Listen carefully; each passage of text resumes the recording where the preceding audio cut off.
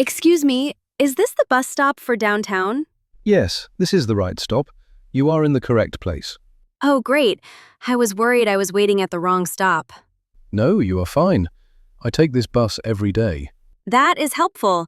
Do you know when the next bus comes? I think it comes in about 10 minutes, maybe a little less. Oh, that is not too long. Is it bus number 25? Yes, bus 25 goes directly to downtown.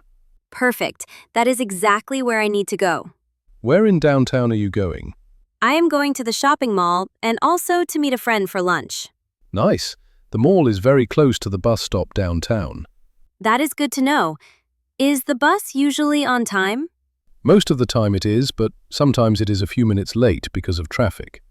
Oh, I see. That is normal for buses, I guess. Yes, especially during busy hours in the morning and evening. How much is the bus fare? It is $2.50 for one ride. Do I need exact change? I only have a $10 bill.